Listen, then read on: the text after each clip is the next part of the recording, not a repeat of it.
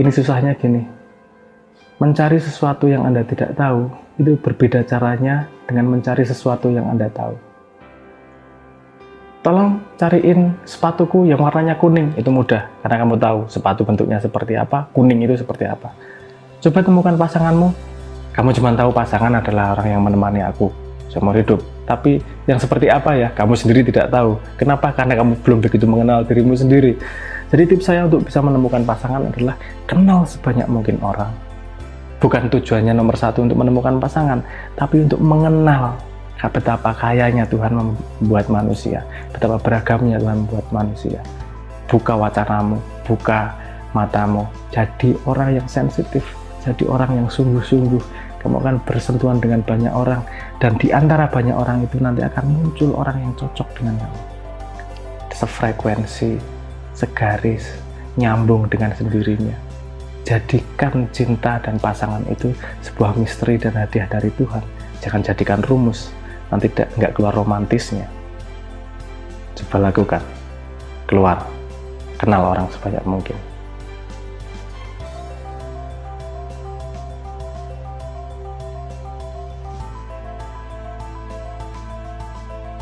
Keberanian penting untuk membangun keluarga, tapi dengan perencanaan, kemungkinan untuk sukses jadi lebih tinggi. Kamu boleh nggak pakai rencana, tapi kemungkinanmu untuk sukses lebih rendah, karena kamu tidak punya tolak ukur, kamu tidak punya arah tujuan mau kemana, kamu tidak punya antisipasi seperti apa, kamu hanya berangkat nekat. Saya nggak ngomong itu pasti gagal, tapi kans untuk berhasilnya pasti lebih rendah daripada sesuatu yang memang sudah direncanakan.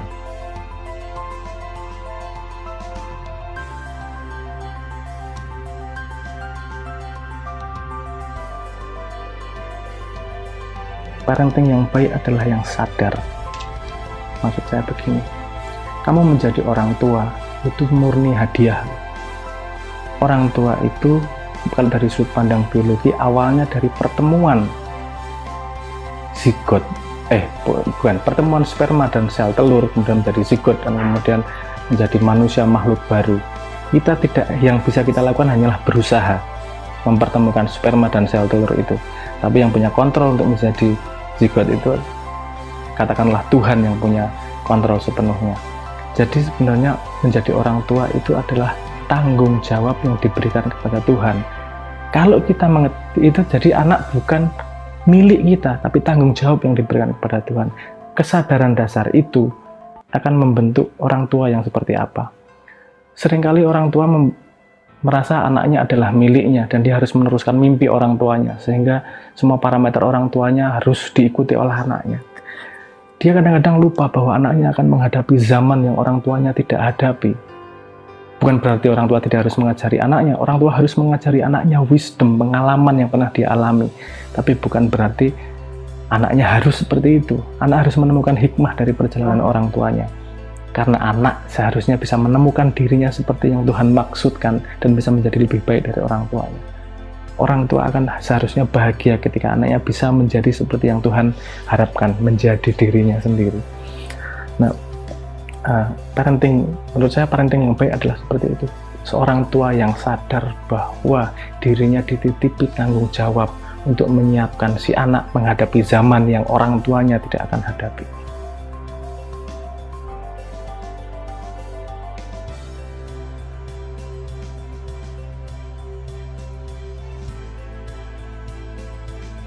Lebih banyak tidak setujunya saya, karena sepemahaman saya belum ada rumus yang akurat untuk rezeki.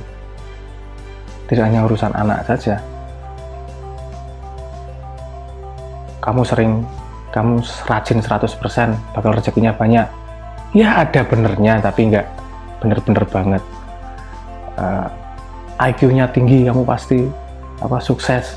Ya nggak bener-bener juga. Itu saja yang dianalisis psikologi dan pakai sampling tidak begitu akurat. Kalau ini banyak anak banyak rezeki, coba aja di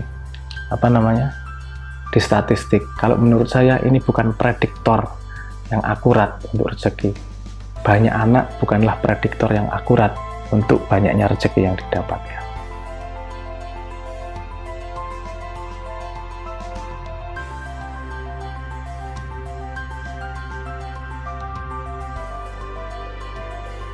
Siap nggak siap, harus dilakukan. Konsekuensinya terlalu tinggi untuk tidak lakukan. Tapi saya tidak yakin bahwa semua orang akan melakukan juga. Seperti perkawinan sendiri, kalau ditanyain apakah Anda sudah siap kawin, tidak ada parameter yang jelas. Kapan siap kawin, kapan tidak. Tapi ketika harus melakukan, ya melakukan.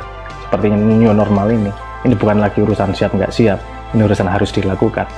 Kadang-kadang manusia harus cukup dewasa untuk bisa membedakan keinginan, kebutuhan, dan keharusan. Pada keadaan new normal ini, kita tidak punya kemewahan untuk nunggu siap, kita tidak punya kemewahan untuk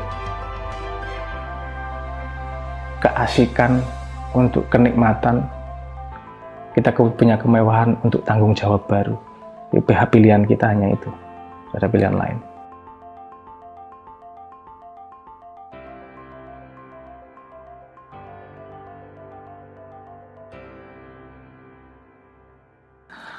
Faktor yang sudah Anda lakukan dicatat dulu, itu yang sudah sebelum terjadinya corona. Faktor yang berbeda dari dulu dan sekarang adalah adanya pandemi ini. Jadi tinggal ditambahi antisipasi terhadap itu. Masker, hand sanitizer, kebersihan diri, disiplin untuk mandi, dan seterusnya. Misalnya di budaya Jawa dulu juga ada yang namanya padesan di depan rumah, itu ada budaya cuci tangan, cuci kaki sebelum masuk rumah, itu dihidupkan lagi juga bagus, punya multifungsi juga.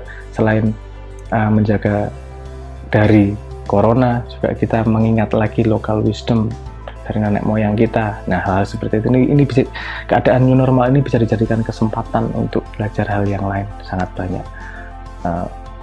Kita harus tetap sensitif, update terhadap keadaan yang baru, dan cukup fleksibel untuk mengantisipasi apa yang akan terjadi.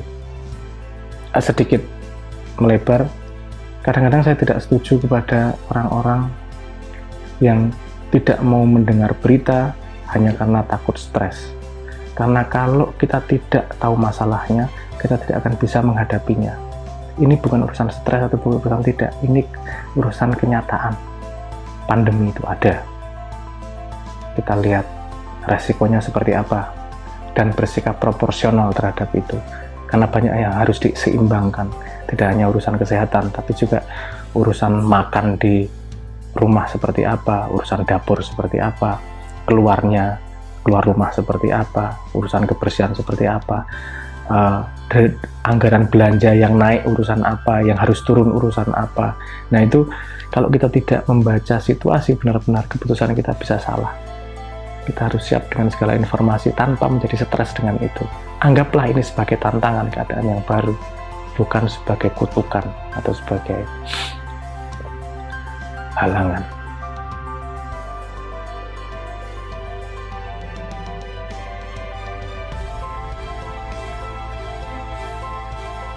Setuju.